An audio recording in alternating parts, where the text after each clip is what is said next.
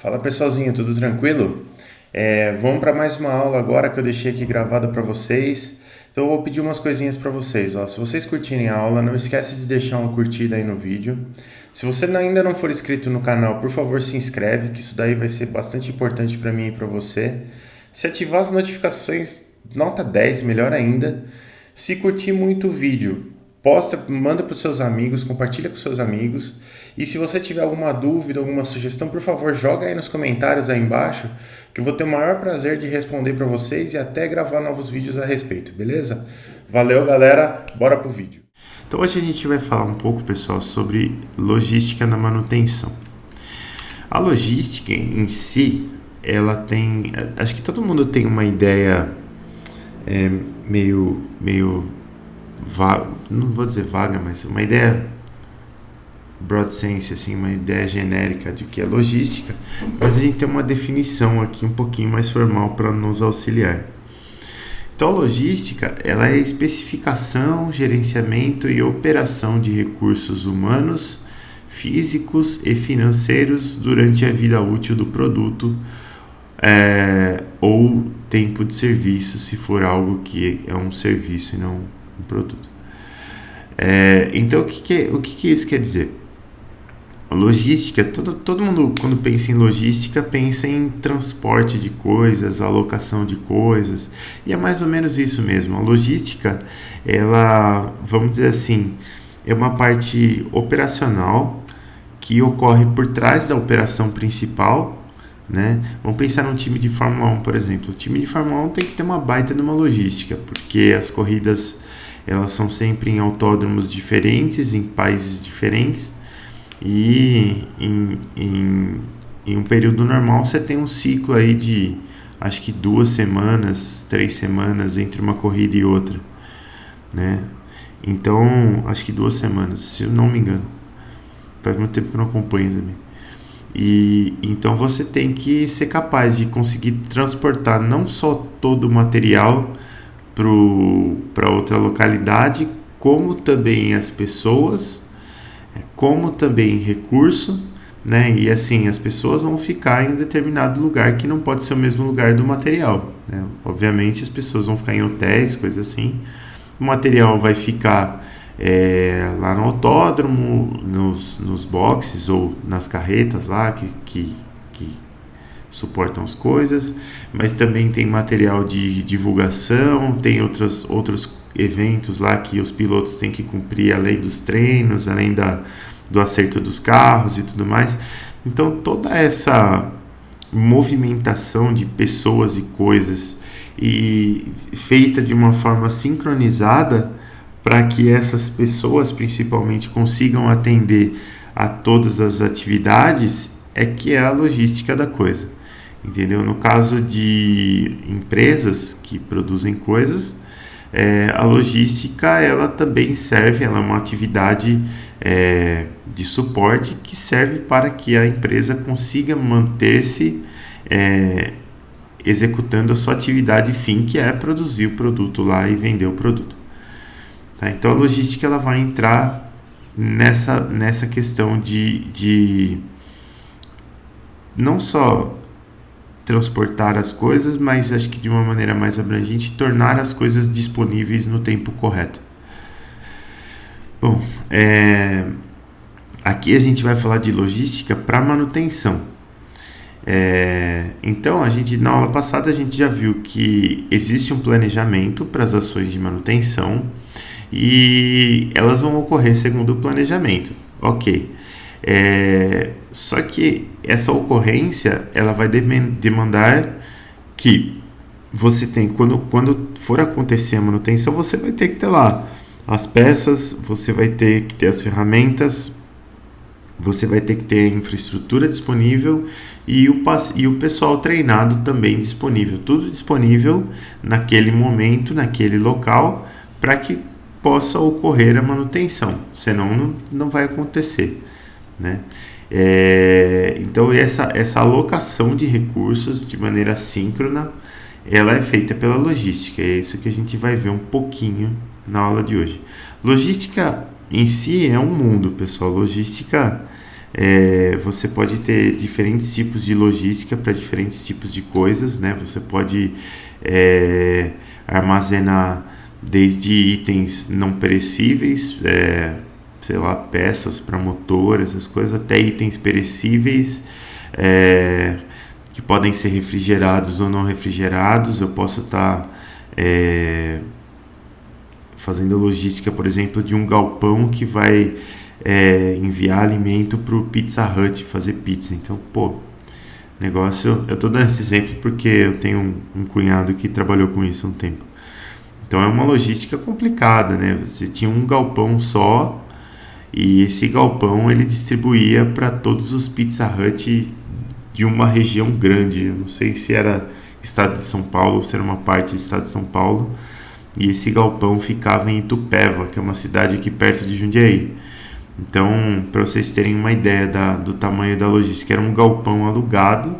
Então, existem pessoas que fazem galpões gigantes e alugam esses galpões e alugam inclusive o serviço interno de transporte e manipulação de mercadoria para esses galpões. O galpão é refrigerado, então você imagina uma geladeira de dimensões colossais ali, como é que se chama? Um congelador, um negócio, uma câmara frigorífica gigantesca que vai guardar itens perecíveis e refrigerados. E esses itens eles só podem ser carregados em caminhões refrigerados que vão levar para os restaurantes, que vão acondicionar as coisas lá e vão fazer as pizzas lá para entregar para os clientes. Então, existe essa parte de logística. Existem diversos fatores. Tem logística, por exemplo, para órgão que vai ser transplantado. Então, tipo de logística para isso. Lógico que não dá para armazenar um órgão que vai ser transplantado, né? Mas a logística ela tem que ser feita super rápido, né? Até que você extraia o órgão de uma pessoa e leve para outra pessoa. Então você tem diversos tipos de logísticas diferentes com necessidades diferentes. E tem pessoas que atendem essas necessidades, trabalham atendendo esse tipo de necessidade. Então, é um mundo à parte. Claro que a gente não vai ver tudo de logística e creio eu que a gente vai ver bem pouco de logística hoje, né? Dado o tempo da aula e dado que a gente está pensando em logística apenas para manutenção. Tá? Mas não podemos perder o foco, apesar de ser uma parte bem empolgante, assim, bem bacana. Aí a gente tem algumas classificações da logística para essa parte de... desculpa a travada aí, pessoal. Para essa parte de manutenção. Uma delas é a logística da cadeia de suprimentos. Então vocês vão ouvir esse termo supply chain direto para quem for trabalhar em empresas, principalmente que tem manufatura, né, que são fortemente empresas de manufatura. Vocês vão ouvir falar de supply chain. Se vocês forem para uma 3M, se vocês forem para uma Bosch, por exemplo, vocês vão ouvir muito falar de supply chain, né, que é a cadeia mesmo, né, a cadeia produtiva ali, né. Então, a logística para a cadeia de suprimentos, ela vai fazer entrega de peças ou subsistemas de fornecedores para a planta de manufatura e também de produtos prontos para centros de distribuição. Então, essa logística da cadeia de suprimentos, ela faz isso. Ela cuida dessa parte de você pegar mercadorias de fornecedores e trazer para a planta, de pegar produtos que a sua planta produziu e levar esses produtos até centros de distribuição. E não passa daí, ainda não vai para o nível de mercado consumidor final. Ela só faz esse tipo de logística mesmo. Depois a gente tem um outro tipo de logística que é um pouquinho mais difícil de entender, mas que é bastante importante também, que é a logística de serviços de resposta, né? O Service Response Logistics, que é uma coordenação de serviços entre cliente e fornecedor que é necessária para que essa logística e produção aconteçam. Vou dar um exemplo para vocês. Eu trabalho muito em conjunto com a ZF lá de São Bernardo, na divisão de embreagens, Então, vira e mexe, vem um cliente, vem uma montadora solicitar para a ZF uma embreagem que atenda o veículo deles. Esse veículo pode ser um veículo leve, pode ser um veículo pesado, pode ser um veículo agrícola, pode ser diversas coisas, né? E repara que aí nesse ponto já começa um tipo de serviço junto, porque assim a ZF ela não vai simplesmente pegar uma embreagem e fornecer, falar, ó, tá aqui a embreagem, se vira. Existe uma questão de teste de validação, porque como que funciona? A gente está acostumado, eu vou explicar direitinho para vocês, porque a gente está acostumado com mercado de veículo de passeio, e só que a grande fatia é de veículo de transporte, né? Você lucra muito mais em veículo pesado, né? Muito mais rentável do que veículo de passeio, mesmo porque esses veículos, além de serem muito mais, eles rodam muito mais e as peças são maiores e tudo mais, então você consegue uma margem um pouco melhor. E é uma aplicação comercial. Então vamos lá. Num veículo de passeio, você tem lá, por exemplo, você comprou um carro da Volkswagen. Então você tem um motor lá, é Volkswagen, a transmissão normalmente é Volkswagen também, e você precisa pôr uma embreagem ali no meio. E esse disco de embreagem, vamos dizer que se ele for pedido para a ZF, então a ZF vai tentar fornecer um disco que atenda. Mas repara que o motor e a transmissão, eles são do cliente já, né? E quando você especifica uma embreagem, isso é até uma visão legal para vocês terem aqui também, porque logo no futuro vocês vão fazer a disciplina de vibrações, vocês vão entender melhor o que eu estou falando. Mas assim, quando você monta um sistema, você não tem problemas de vibração em uma parte específica. Assim, por exemplo, montei o sistema aqui, coloquei esse disco de embreagem e ele começou a vibrar, então o problema é o disco de embreagem. Quando a gente fala em vibrações, o sistema ele não vibra em partes individuais, ele vibra como um todo. Tanto é que a maioria dos veículos tem um ruído muito específico que se chama ruído de rattle, e esse ruído ocorre sempre na transmissão. Mas você não encosta o dedo na transmissão para resolver esse problema. Esse problema ele pode vir de diversas fontes, né? E depende do veículo, se é um veículo de tração dianteira, tração traseira, se tem cardan, se não tem cardan, tal. Mas normalmente, em casos, vamos dizer assim, em 70% dos casos, você resolve isso daí mexendo no disco de embreagem. Então, para você entender, para você ter um conceito macro da coisa, sistemas que vibram, eles vibram como um todo. Às vezes você mexer numa parte de um sistema influi na vibração de outra parte, né? Não é porque a parte X que está vibrando que você tem que mexer naquela parte X, necessariamente. É um conceito um pouco complexo, mas o que está por trás é isso daí. Então, é essa questão de vibrar como um todo. Então, não se esqueçam desse ponto. Então, beleza. Então, eu tenho lá um veículo que já tem um motor e uma transmissão, que são meus, e eu vou pedir para um fabricante de embreagens colocar uma embreagem ali. Então, esse fabricante de embreagem ele vai ter que produzir uma embreagem que não induza vibração. Ela tem várias funções que ela tem que cumprir, né? Então, ela tem que...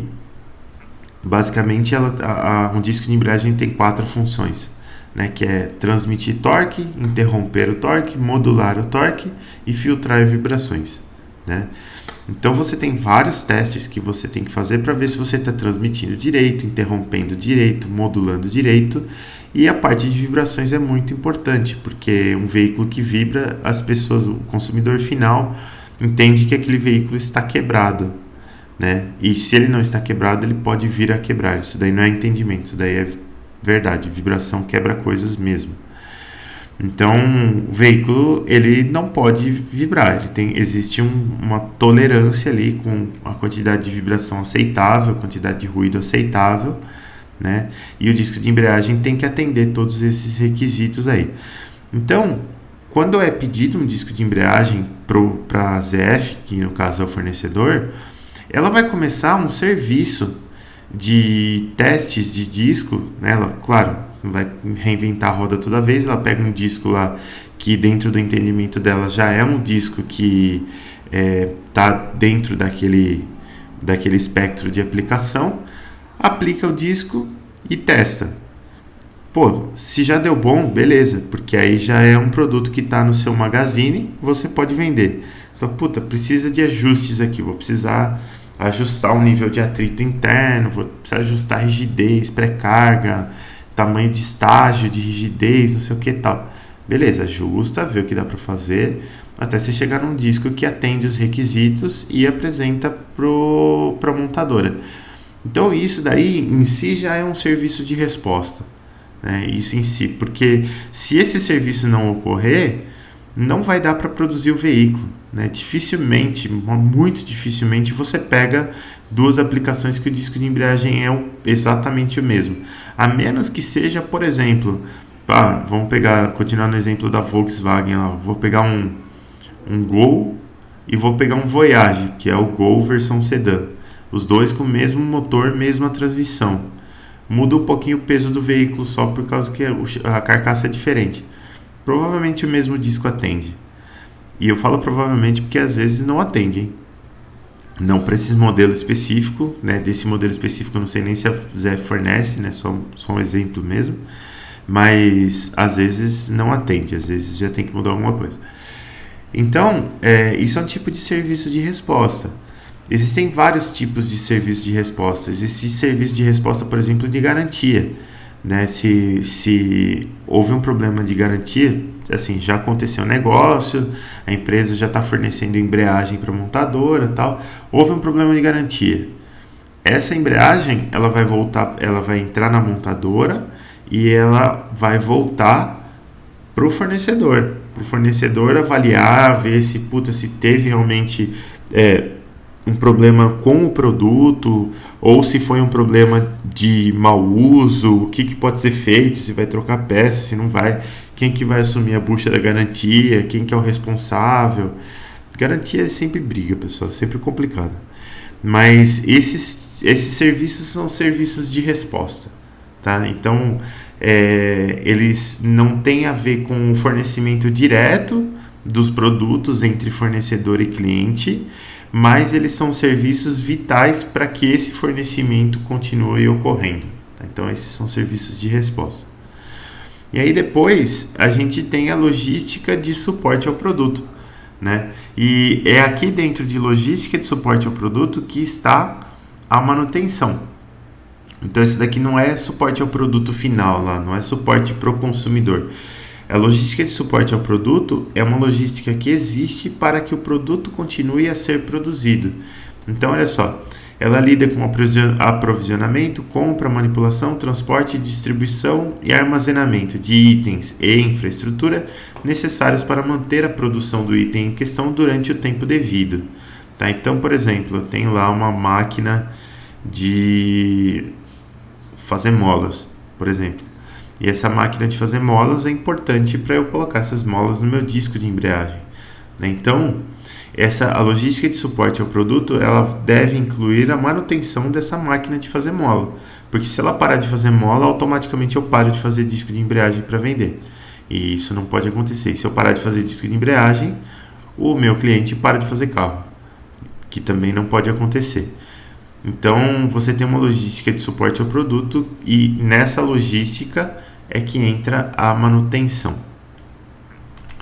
Bom, vamos entrar um pouquinho na parte de gestão da logística, né? O que é gestão da logística? É você olhar para a logística de uma maneira gerencial, de uma maneira sob um espectro, né? Sob um ponto de vista de tomada de decisões.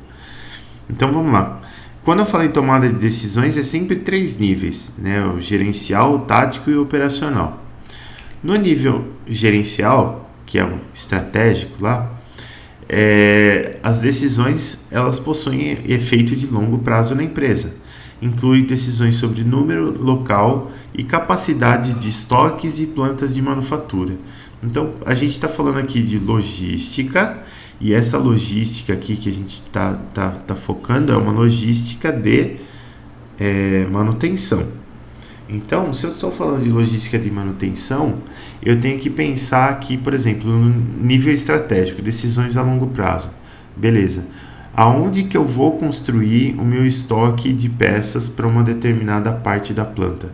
Será que eu vou construir todo esse estoque de peças da planta toda no mesmo lugar? Ou será que eu vou construir estoques de peças separados em cada local da planta? Qual que é a capacidade de cada um desses estoques? Entendeu? Essas coisas, por exemplo, infraestrutura para eu poder manter a equipe de manutenção.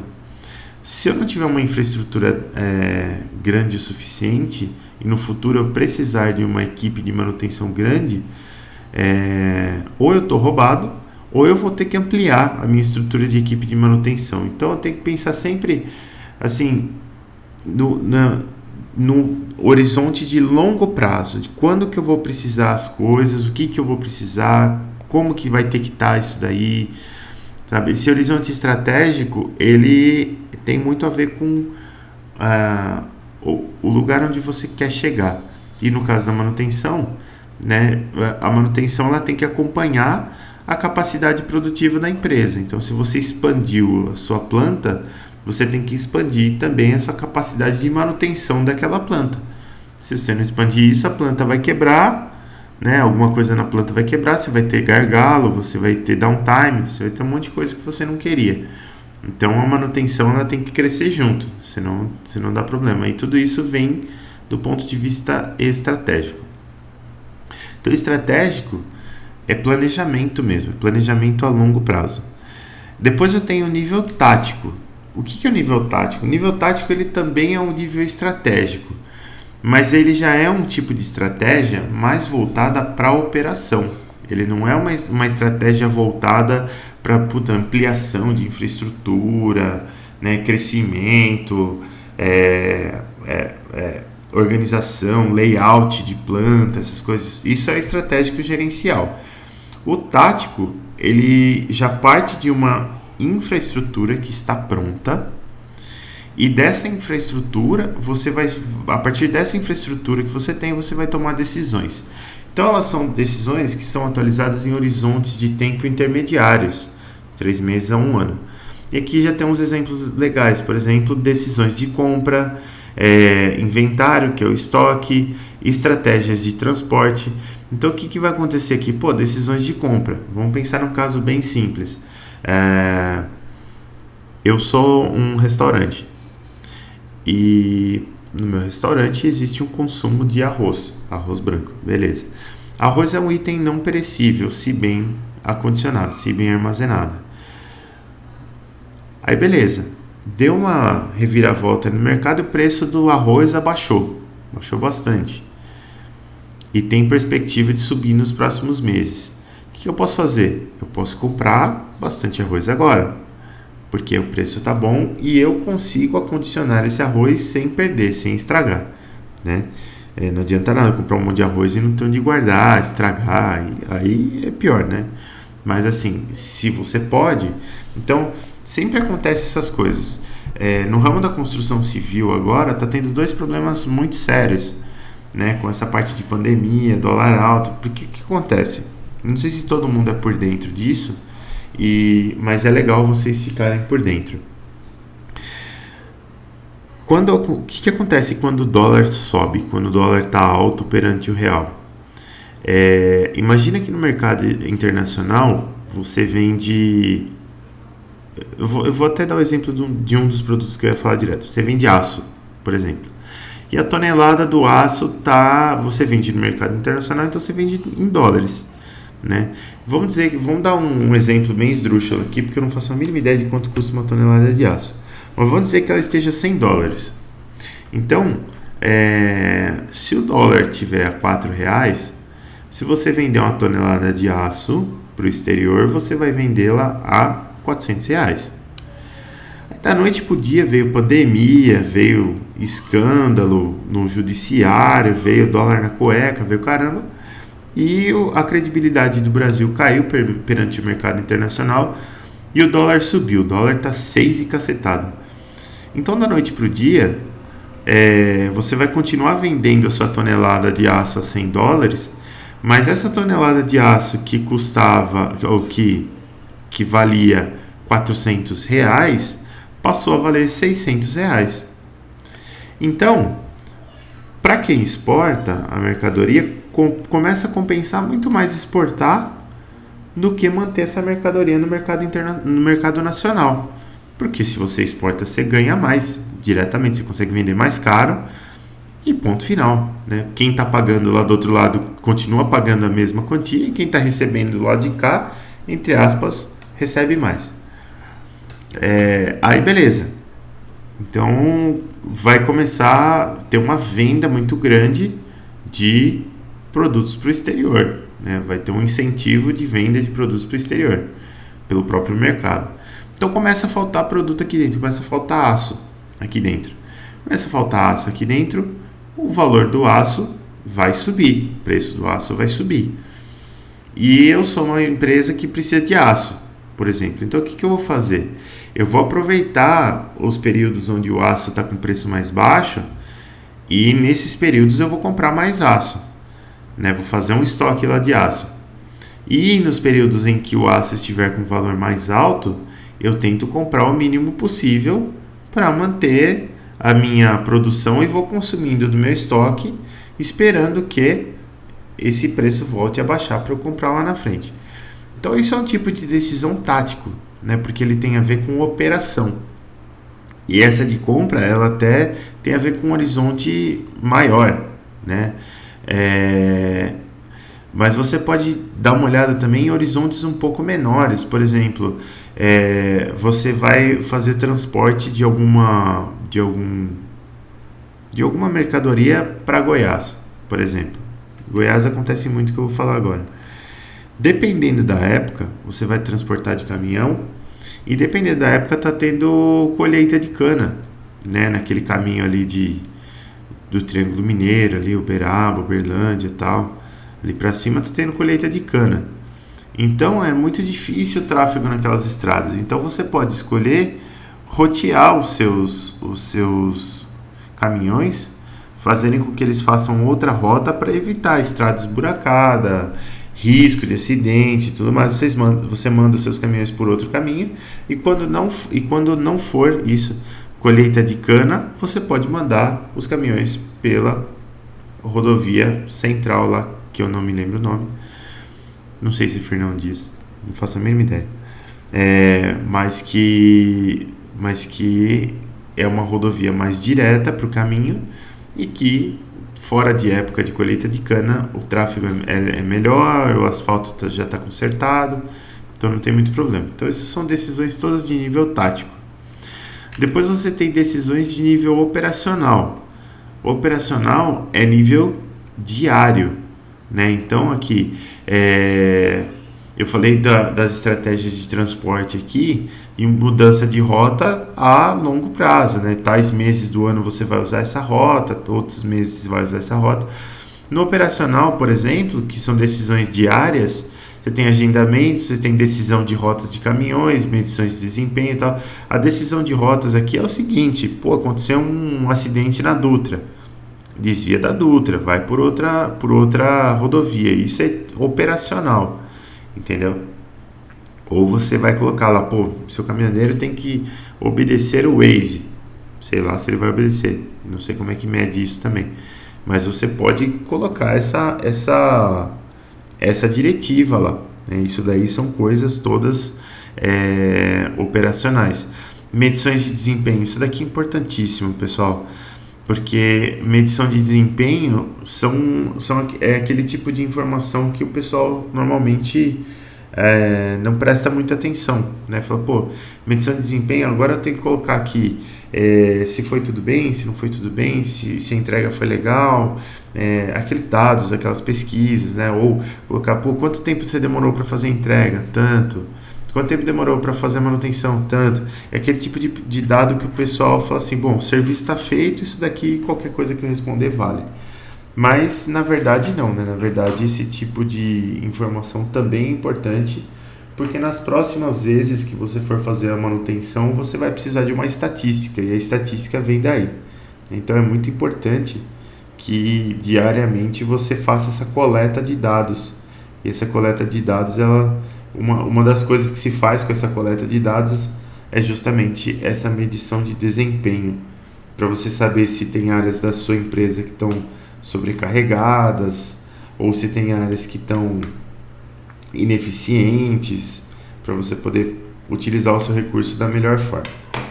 Bom, depois, opa, o mouse aqui falhou. Depois a gente tem aqui não é um organograma, é um fluxograma mais ou menos de como ocorre a logística da manutenção, né? Para onde a gente tem que olhar para entender a logística da manutenção. Para entender esse quadro aqui, eu acho mais fácil a gente começar desse item aqui, ó, que é a condição do objeto engenheirado, porque é ela que vai disparar a manutenção, né? Então você tem aqui uma política de manutenção. Essa política de manutenção ela vai se aliar com a condição do objeto engenheirado para você saber, nessa condição, segundo a minha política de manutenção, eu já devo fazer a política, não devo ainda, devo aguardar, o que eu devo fazer, né? Então esse é um aspecto. O outro aspecto é o seguinte: projeto, né? Então, dependendo do projeto do seu objeto engenheirado, para um mesmo uso ele pode estar em condições diferentes. Então o projeto ele é influente nessa parte.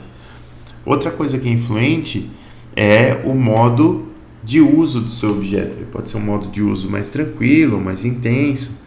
O modo de uso é o seguinte, por exemplo, eu normalmente vou falar do meu carro, que é um exemplo recente que ocorreu na minha vida aí.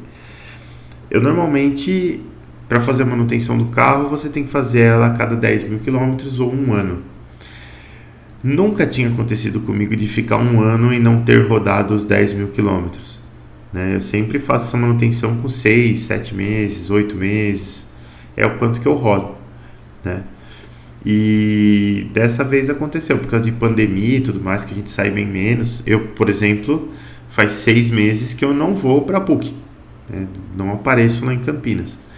Então, a intensidade de uso, o modo de uso do meu veículo diminuiu bastante. Eu vou fazer uma revisão agora com 8 mil quilômetros rodados, não rodou nem 10, né?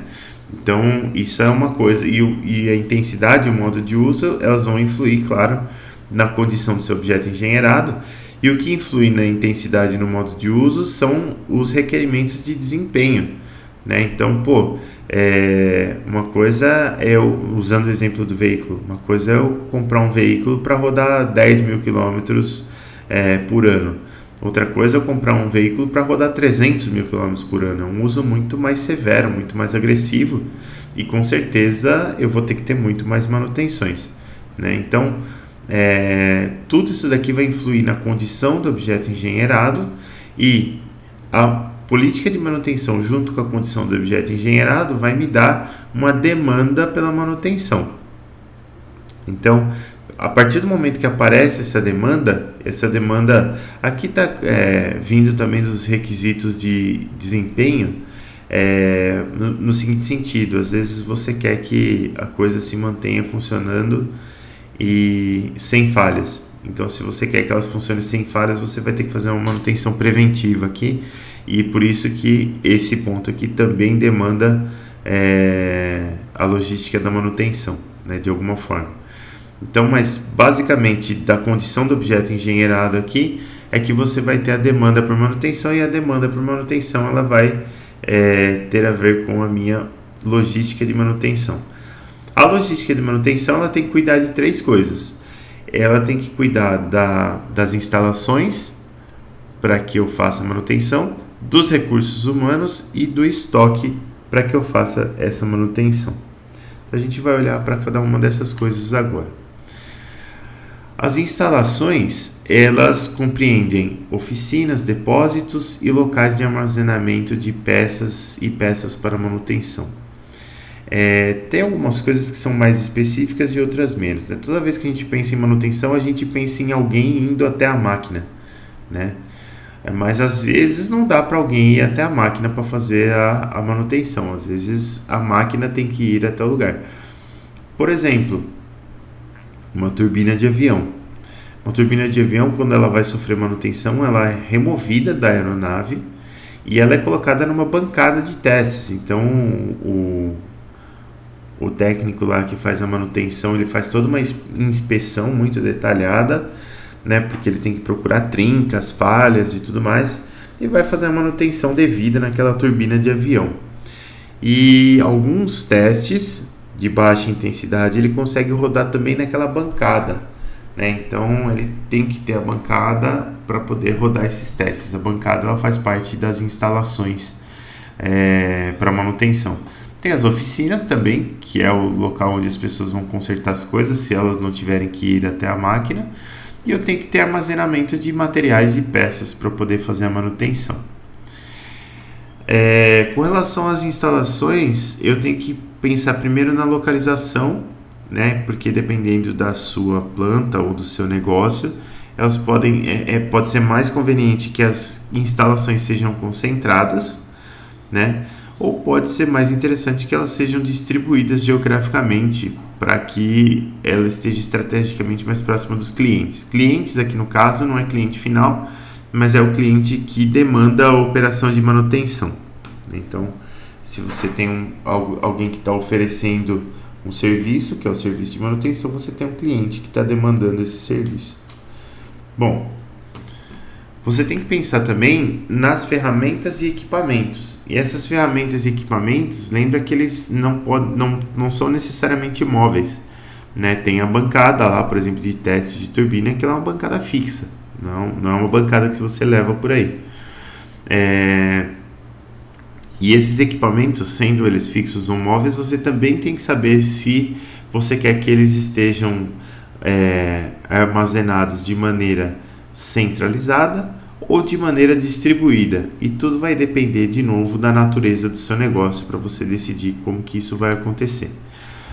Essa decisão estratégica da localização e da capacidade das instalações, ela vai depender também da previsão de carga de manutenção, né, que a gente viu na aula anterior, o que era carga de manutenção, como que a gente conseguia meio que prever essa carga de manutenção. E aí, localização e capacidade das coisas vai depender dessa carga, né? Vai depender se é possível transportar as coisas, se o tempo do transporte ele é decisivo na sua operação, se ele não é decisivo na sua operação. Tem várias questões que você tem que tratar.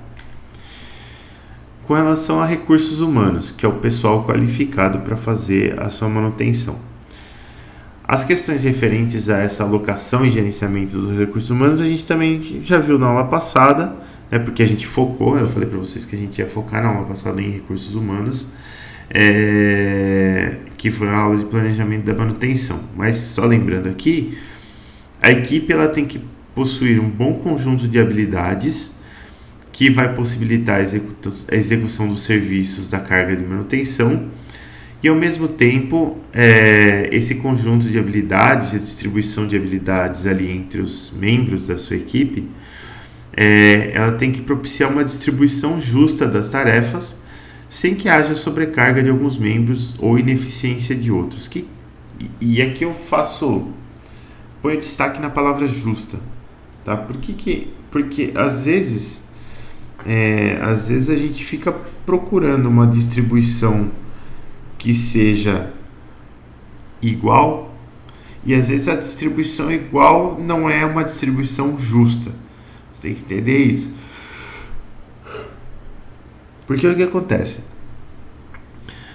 Às vezes você tem pessoas, às vezes não, sempre, né? Você tem pessoas na sua equipe e as pessoas elas têm capacidades diferentes, elas têm velocidades diferentes e elas têm necessidades diferentes também.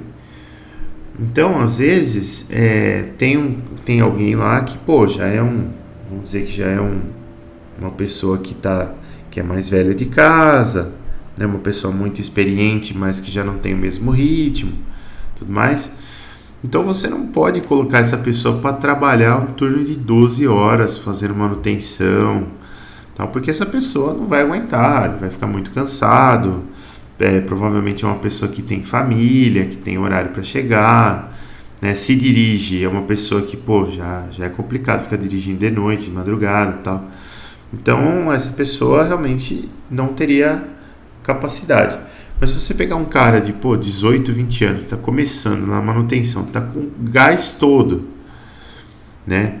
Não tem nem namorada, o cara tá solteirão querendo ganhar uma grana. Pô, esse cara, lógico que você não vai explorar ele, né? As coisas têm limite. Mesmo porque se você deixar esse cara muito cansado, ele também vai fazer besteira. Mas ele é um cara que, pô, se der uma zica lá na sua planta e você precisa de um cara que, pô, vai fazer hora extra e tal, ele é um cara que pode ser um bom funcionário para você colocar horas extras e tá alinhado com o objetivo dele. O objetivo dele é ganhar um pouco mais de dinheiro, o seu objetivo é manter tudo funcionando, evitar downtime. Então as coisas se alinham. Então você tem que procurar, quando você estiver fazendo a gestão, você tem que procurar que a carga seja justa. Né? Justa não é necessariamente botar o mesmo peso para todo mundo, mas botar para cada um o peso que aquele pode carregar, vamos dizer assim. E aí o negócio fica mais tranquilo para todo mundo.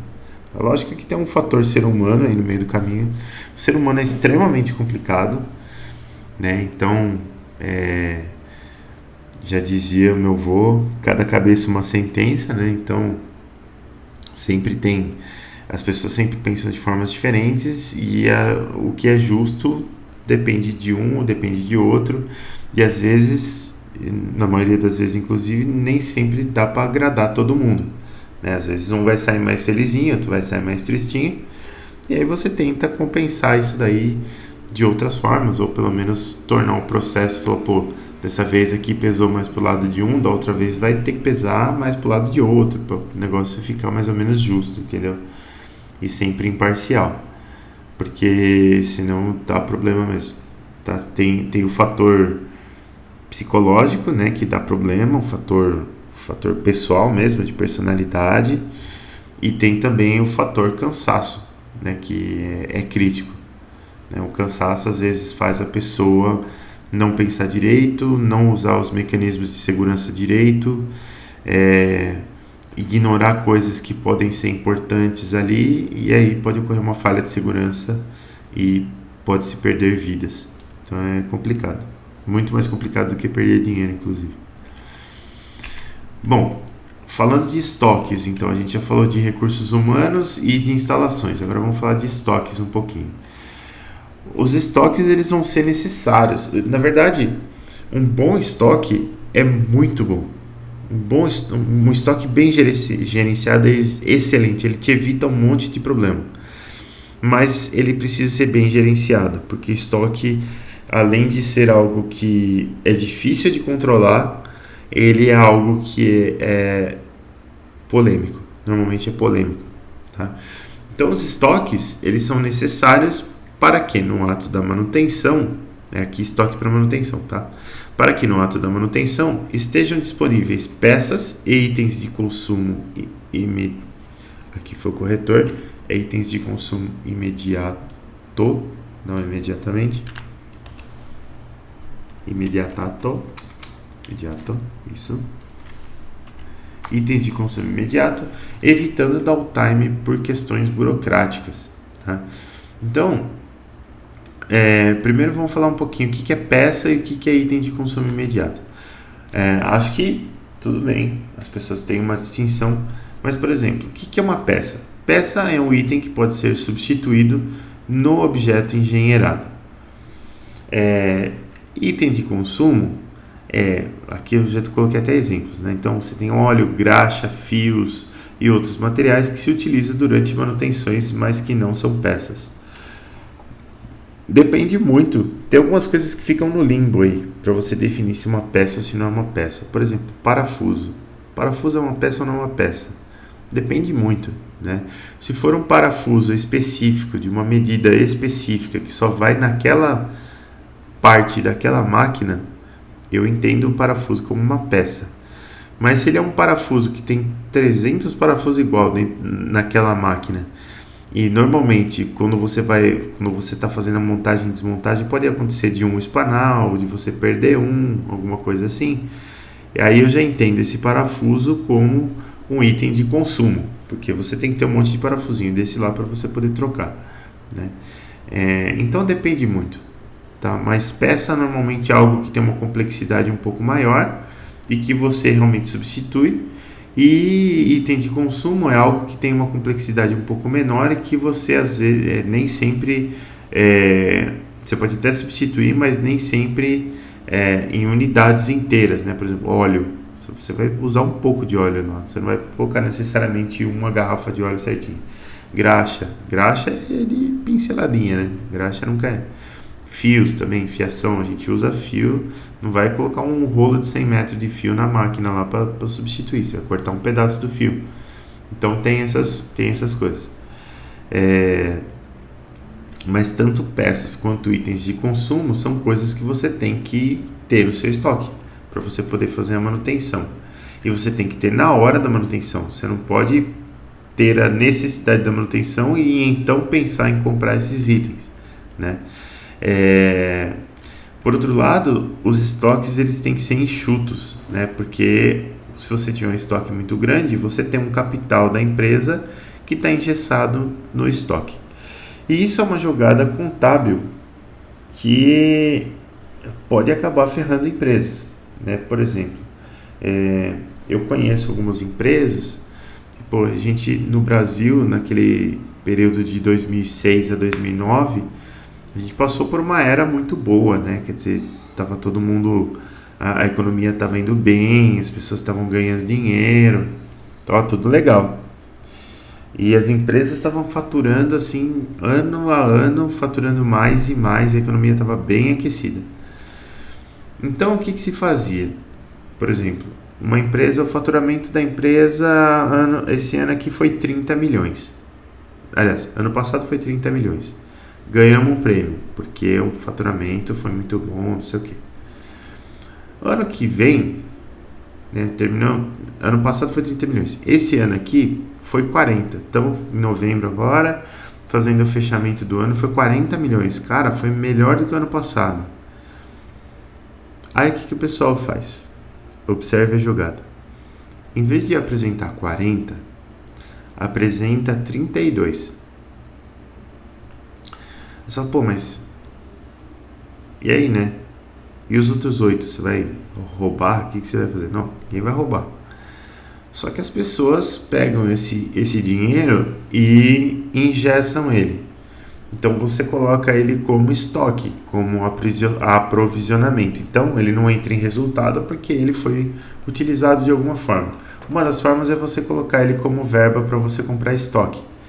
Então você ingessa o seu capital aqui e ele entra como custo. Só que aí o que acontece? No outro ano, vamos dizer que o seu faturamento deu 28 milhões. Fala, puta, 28 não é os 32 que nós apresentamos esse ano. Mas tem 8 sobrando lá que a gente deixou de aprovisionamento para estoque. Entenda aprovisionamento como dinheiro separado e não dinheiro realmente comprado em peça, tá? Porque você comprar um monte de coisa no estoque, você não consegue vender isso aí depois, tem que usar. Então, o que eles fazem? Pô, tinha 8 guardado, deu 28 esse ano, vamos pegar 4 desses 8, vamos apresentar 32 de novo. Beleza, então, puta, ganhamos outro prêmio, que legal, né? Então, e isso acontece. E aí o que aconteceu? Teve uma empresa que eu fiquei sabendo que fez isso 1 ano, 2 anos, 3 anos, até que a gordura acabou. A hora que a gordura acabou, a gente estava no meio de uma crise que não tinha o que fazer. Então, o resultado da empresa, que era 35 milhões, que estava legal, despencou para 15 de um ano para o outro. Na verdade, não é que ele despencou para 15. Esse 35 era maquiado. Esse 35 ele era tipo um 20. No ano anterior um 22. No ano anterior 24. Existia uma rampa de descida que foi maquiada. A hora que ela apareceu, lascou, né? Aí daquele samba lelê, troca diretor, manda nego embora, não sei o que. Então aí começa, demite um monte de gente, agora vamos reduzir custo, não sei o que. Um monte de medida louca assim, sabe? Então, para vocês saberem o que acontece e para vocês evitarem na carreira profissional de vocês que isso aconteça, se estiver ao alcance de vocês, tá? Mas voltando, esses estoques eles têm que ser enxutos, né? Porque quando você compra coisas e guarda lá no estoque, você está engessando dinheiro, né? Se for muito mais do coisa que você precisava, você podia estar usando esse dinheiro para outra coisa e você não está. Você está lá no estoque, dinheiro sentado fazendo nada, né? Então a gente tem um esqueminha aqui para estoque de peças, né? Então você tem aqui o objeto engenheirado, ele vai sofrer ações de manutenção preventiva e de manutenção corretiva. Ocorrendo a falha, eu vou pegar as peças que estão falhas, né, as peças que falharam, e eu vou decidir se eu consigo repará-las, né, se eu consigo consertar. Se eu conseguir consertar, beleza, eu vou mandar consertar, vou mandar para uma oficina de conserto. Se eu não conseguir, vai para o lixo mesmo. Beleza, esse tracejado todo aqui é o esquema de estoque, né? Então aqui a gente tem estoque de peças remanufaturadas e o estoque de peças novas. O estoque de peças novas vai ter que vir de fornecedores e as remanufaturadas vêm aqui da oficina de manutenção. Lógico que eu acho que essa setinha aqui está invertida, porque a peça vem daqui para cá e não do estoque de estoque de peças consertadas para a oficina para consertar de novo. Então acho que essa setinha aqui está invertida.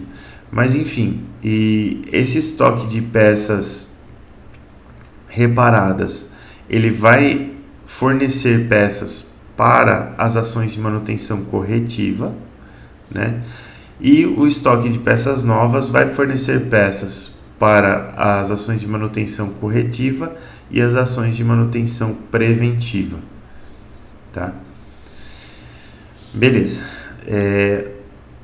Então esse aqui é o esqueminha. O que você tem que entender daqui é que eu tenho dois estoques. Eu tenho um estoque de peças que eu posso consertar, que eu posso... esqueci o nome da palavra agora. Vai ter nos próximos slides aí. Não é sobressalente. Eu posso Enfim, posso consertar a peça. Ou, se não for algo consertável, eu tenho que comprar novo. Eu tenho que ter esses dois estoques aqui. Aí eu tenho que ter uma previsão de demanda de peças sobressalentes, né? Que são as peças que eu tenho que ter no meu estoque, sejam elas consertáveis ou novas, para que, dada uma carga de manutenção esperada, eu consiga fazer essa manutenção. Então, aqui, na aula passada a gente já tinha dado uma olhadinha nessa MCF, que é a Mean Cumulative Function, e ela é só uma função que estima a quantidade de falhas que o objeto engenheirado pode sofrer em um determinado período. Beleza, olhando para essa MCF aí, eu devo ser capaz de prever a demanda de peças sobressalentes, né? Então, beleza, a gente tem uma demanda de peças sobressalentes aqui, que é dada por essa função mesmo, né? Então, se eu sei que tal item vai falhar 4 vezes dentro de um ano, eu sei que eu vou precisar de 4 daquelas peças que eu tenho que trocar durante o ano. Mas a função cumulativa, né, a função média cumulativa, ela pode ter uma característica de ter uma derivada mais baixa ou uma derivada mais alta. E isso aqui vai influir na sua incerteza com relação a essa demanda de peças sobressalentes. Se essa inclinação for baixa, quer dizer, se eu tiver um número baixo de falhas ao longo do tempo, você tem um desvio padrão menor aqui, né, na demanda de peças. Então você tem uma certeza maior de que naquele intervalo de tempo você vai precisar de tantas peças.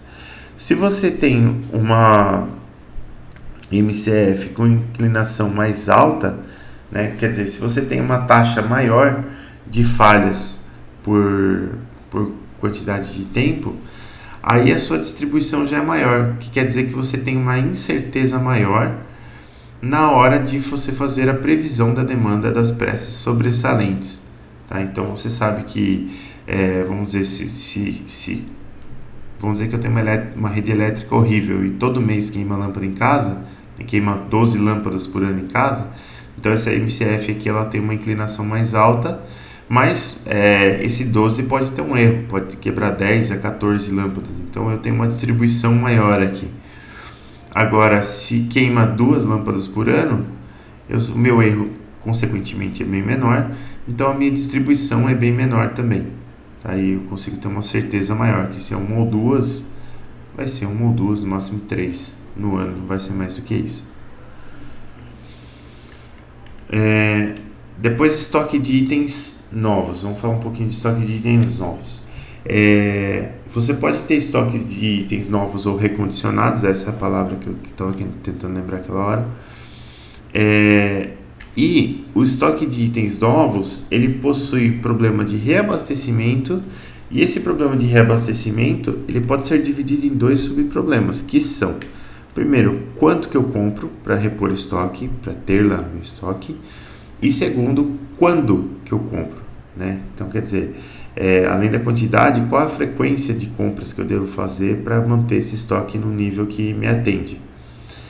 E aí essas questões elas têm que ser respondidas com base em aspectos técnicos, que são a previsão da carga de manutenção, e aspectos financeiros, que tem a ver com o seu congelamento de capital. Quer dizer, você não pode ter um estoque nem muito pequeno e nem muito grande, você tem que ter um estoque que te atende, né? E às vezes é mais negócio você comprar menos itens em intervalos de tempo mais curtos, e às vezes é mais negócio você comprar mais itens em intervalos de tempo mais longos. Tem uma questão de custo aí, tanto o custo de você manter o seu estoque, né, quanto o custo de você poder comprar coisas em grande quantidade, e essa grande quantidade te dá um preço um pouco melhor pelo item que você está comprando. Então existe um equilíbrio a ser feito aí. Então, a reposição de estoque de peças novas. Existem 2 estratégias, e essas estratégias podem ser hibridizadas, tá? Então, uma delas é a reposição em intervalos fixos, ou seja, a cada intervalo fixo o estoque é recontado e as peças são repostas. As quantidades compradas variam bastante, né? Porque o intervalo é fixo. E você pode perder vantagens comerciais em alguns produtos por demandar pouco volume. Para evitar isso, dependendo da natureza do seu negócio, você pode ter... pode ser que essa situação não interesse de comprar em intervalos fixos. Então você pode fazer o quê? Você pode repor em quantidades fixas, né?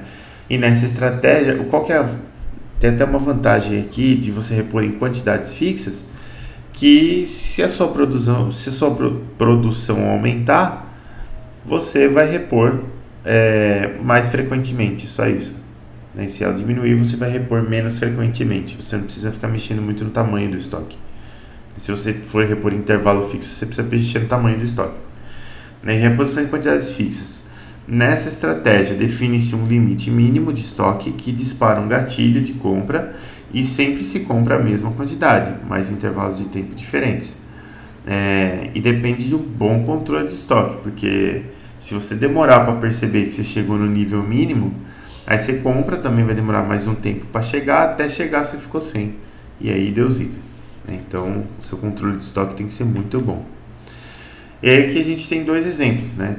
Então aqui a gente tem a função média acumulativa aqui, que é a demanda por peças de reposição. Aqui a gente pode ter compra em intervalos fixos. Então olha só, no intervalo a gente comprou uma quantidade Q1 pequena, no intervalo 2T aqui, de T até 2T, uma quantidade Q1 maior, de 2T até 3T uma quantidade Q2 maior, e de 3T até 4T uma quantidade Q4 aqui maior zona ainda. Então a gente tem quantidades diferentes aí para intervalos de tempo iguais, variando com a demanda.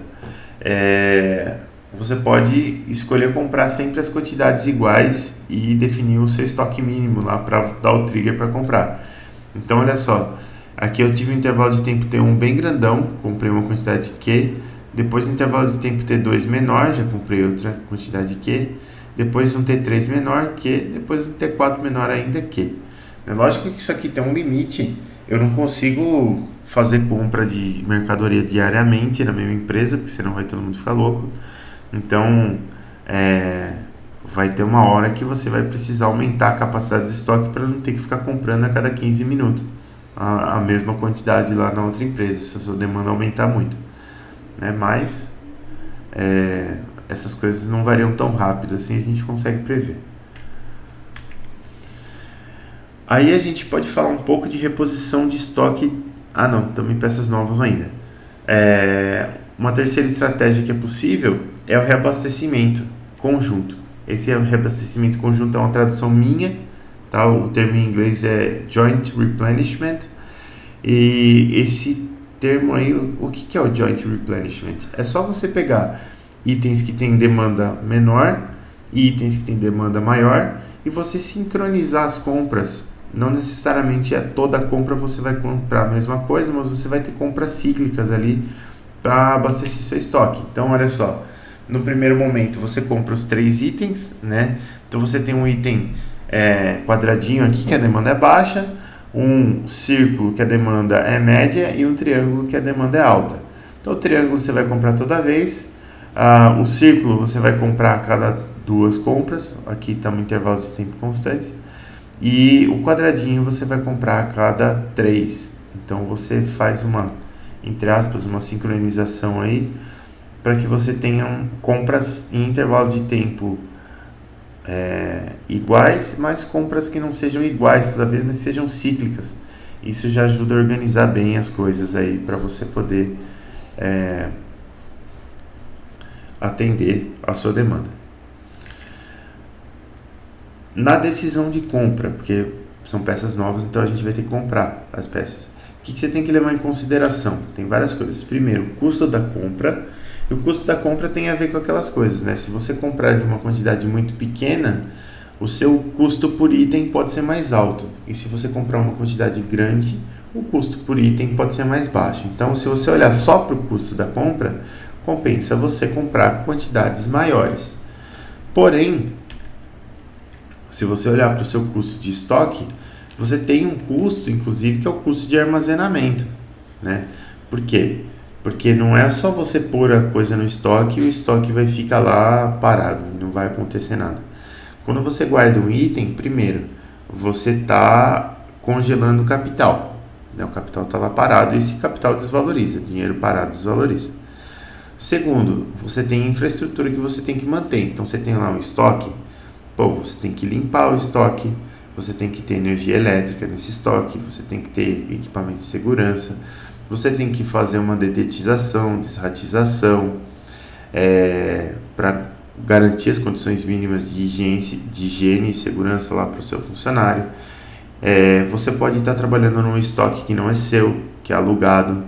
Então, tudo isso vai te gerar custo. Você tem um custo para armazenar. Você pode estar armazenando matérias químicas que são perigosas, então você tem que ter um armazenamento correto, sistema de segurança e tudo mais. Meu pai trabalhou um tempo em fábrica de tinta e eles armazenavam um produto que se chamava nitrocelulose, que usava lá para fazer verniz lá e fazer tinta para madeira. Então armazenava nitrocelulose. Esse negócio é explosivo pra caramba. Ele não é tão explosivo quanto a nitroglicerina, mas é um componente muito próximo, né? Então ele explode. E você tem que ter um estoque todo especial para guardar isso daí. Você tem que ter ventilação, tem que ter um monte de coisa, né? Sistema de detecção de vazamento e tudo mais. Tem que ter uma piscina lá, um reservatório, porque se vazar alguma coisa, tem que vazar para dentro desse reservatório, não pode contaminar outras áreas, vazar para outro canto. É complicado. Então o estoque tem custo, né? Sempre que você tem estoque, você tem um custo de estoque. Nunca imagine que o seu estoque não tem custo, porque sempre tem, tá? Isso é um erro comum. Então você tem custo de estoque. E o custo de estoque, quanto mais coisa você tem no estoque, mais caro é para armazenar. E isso vai de total oposto ao custo de compra, né? Custo de compra, quanto mais você compra, mais barato. Custo de estoque, quanto mais você comprou, mais caro para manter. Então isso daqui são duas coisas que só entre elas você já tem que tentar fazer um equilíbrio para comprar uma quantidade que seja razoável, né? Tentar otimizar o custo aí. Você tem um terceiro custo, que esse é o que a gente quer evitar, que é o custo de falta, que é o custo resultante do downtime causado pela falta da peça. Então você tem que ter a peça lá. Você também não pode não ter a peça, porque o custo de downtime é muito mais alto do que o custo de você manter uma peça lá em estoque. Então você tem que ter a peça. E você tem um quarto custo que você também tem que levar em conta, que é o custo de compra em emergência. Então você tem vamos dizer que você teve uma emergência lá e o seu estoque não deu conta. Você vai ter que comprar coisas e essas coisas vão ter que chegar o mais rápido possível, porque é custo de downtime que está comendo lá, né? Então o seu custo de compra de emergência ele é alto e ele é mais barato que o downtime. Ainda o downtime é sempre o mais caro, mas ele é caro também, né? E ele é um custo de compra de peças. Eu coloquei a pronta entrega entre aspas aqui, né? Porque é entregar o mais rápido possível, mas às vezes não é pronta entrega. Então você tem que levar em conta isso também na hora de planejar o seu estoque, para você ter uma quantidade adequada no seu estoque. Isso aqui tem muito a ver com engenharia em geral. A gente sempre otimiza coisas, sempre tem objetivos antagônicos, e esses objetivos antagônicos são o que permitem a gente otimizar as coisas, né? Se eu tivesse um objetivo de tipo quanto mais melhor, então não precisaria otimizar nada, era só ir no mais mesmo. O quanto menos melhor, também não tem otimização, é só ir reduzindo mais que dá. Mas aqui a gente não tem, aqui a gente tem objetivos antagônicos que vão dar pra gente um ponto ótimo de operação. Aí a gente tem a dinâmica de estoque, né? Então, só para vocês entenderem um pouco melhor numa linguagem gráfica, no eixo Y a gente tem a quantidade lá no estoque, né? O nível de estoque, e no eixo X a gente tem o tempo. Então o que acontece? Aqui eu tenho o nível de estoque, ele vai baixando, né? E essa linha tracejada aqui de baixo é o estoque limite. Essa linha aqui é o seguinte: cruzei essa linha, eu vou gerar uma ordem de compra, que eu preciso comprar peça de reposição. Por quê? Porque dependendo do tempo que demorar para chegar essas peças, eu vou quase zerar o estoque. Então eu já compro um pouquinho antes, para a hora que estiver zerando eu já reponho. Bom, houve uma reposição aqui, chegou rápido por algum motivo. Então, esse tantinho que tinha aqui antes da reposição é entendido como um excesso, né? Que nessa situação específica você tinha itens a mais do que precisava lá.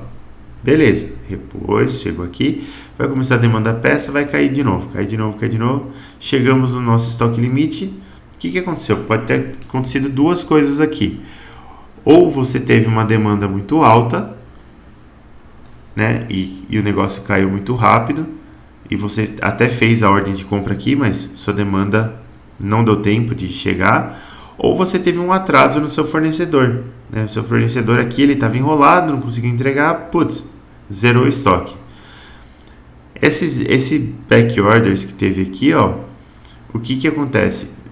Aqui é problema, porque seu estoque está negativo, né? Não pode ficar negativo. Então, ou você teve parada do equipamento, né? Você teve downtime até chegar essa peça aqui, ou você fez uma compra de emergência, né? Então a peça nem foi para estoque, ela foi direto para o equipamento, ou você emprestou de outro estoque e ficou devendo, por isso esse negativo aqui. Esse tipo de coisa às vezes acontece. Então você emprestou de estoque e ficou devendo, a hora que chegou a mercadoria, vamos dizer que você é a mãe de Ná, você já comprou uma quantidade ali que previa essa dívida que você estava aqui, então já repôs e já voltou para o máximo lá também. Então você comprou, repara que nesse primeiro instante você comprou bem menos do que nesse segundo instante aqui, os dois voltaram para o nível máximo. E assim por diante. Então isso é uma dinâmica de estoque, isso aqui é o que a gente quer evitar, mas isso aqui também a gente quer evitar, né? Então a gente quer manter sempre, o estoque ideal é aquele que zera e no mesmo momento que ele zerou já chegou a reposição e assim vai. Esse é o estoque ideal. Aí a gente, agora sim, agora a gente vai para a gestão de estoque de itens recondicionáveis, né, que é o item que você consegue consertar. Você tem também que levar em conta 4 coisas. Primeira, distribuição de chegada de itens falhos na instalação de reparo. Né? Então, o que acontece? Você tem uma instalação de reparo lá que tem uma capacidade, mas se chegar todos os itens da fábrica de uma vez só para serem consertados, você vai ter um gargalo ali, né? Então você tem que tomar cuidado com essa distribuição da chegada de itens falhos. Isso é a primeira coisa, tentar fazer alguma estratégia aí, e é possível fazer isso, para que itens falhos vão chegando num fluxo ali que a oficina consegue dar conta sem gerar gargalos. Capacidade de reparo da estação, né? A estação é a oficina aqui, então ela tem uma capacidade de reparo. Além de você distribuir essa chegada, você ainda tem que tomar cuidado com essa capacidade de reparo, porque assim, você tem uma demanda média. E aí muita gente quer projetar a estação a oficina de reparo para demanda média. Só que aí dá zica, porque você tem os picos, né? Essa demanda ela nunca é constante. Então ela tem que ser capaz de atender um pouco acima da média, para que se houver picos você consiga atenuar esses picos da melhor forma, né? Aqui também tem medições apropriadas de desempenho. Então é justamente por causa dessa capacidade de reparo aqui, você precisa avaliar se a sua estação, como que ela está, se ela está sobrecarregada, se ela está ineficiente, e como que você pode fazer para melhorar isso, mexendo nessa distribuição e na própria capacidade dela, se for necessário. E o último item aqui dessa gestão de estoque de itens recondicionáveis é o número de peças sobressalentes, e é isso daqui que é a chave para você fazer toda essa dinâmica aqui acontecer. Então vamos imaginar que, por exemplo, eu tenho, e agora vamos pensar um item aqui, eu tenho um agitador, por exemplo. Esse agitador ele vai fazer a mistura de 2 componentes químicos lá, e esse agitador ele precisa de um motor elétrico, e ele funciona há muito tempo, então o motor elétrico falha, mas o motor elétrico é recondicionável, você troca rolamento, você troca escova, você faz o enrolamento do motor, fica legal, você recondiciona o motor. Então você não precisa jogar fora o motor elétrico, você recondiciona ele. E aí o que eu faço? Eu vou manter alguns motores elétricos bons em funcionamento como peças sobressalentes. Então, se o meu agitador falha o motor dele, eu vou tirar o motor e vou colocar um que está funcionando. Eu vou pegar esse motor e vou levar para a oficina. Mas ele não precisa ser consertado urgentemente. Ele pode aguardar um pouco o conserto, né? Então, o que acontece? Com essa quantidade de peças sobressalentes, eu consigo redistribuir um pouco essa chegada de itens falhos aqui, né? Então, se o motor quebrou hoje, mas eu não preciso consertar necessariamente hoje, porque hoje já tem outras coisas que estavam na fila lá para serem consertadas, eu posso esperar um pouquinho, vai demorar para quebrar outro motor, então, a hora que chegar a vez dele, eu conserto e mantenho lá na bancada. A hora que quebrar esse motor, eu pego o que eu já consertei e ponho no lugar. Então, você consegue ver mais ou menos, dependendo a frequência de quebra, tal, dependendo do histórico, você consegue ter um número ótimo de peças sobressalentes. Esse número ótimo é o que vai te ajudar a fazer tudo isso daí funcionar bonitinho aqui, tá? É aqui que mora a mágica da coisa.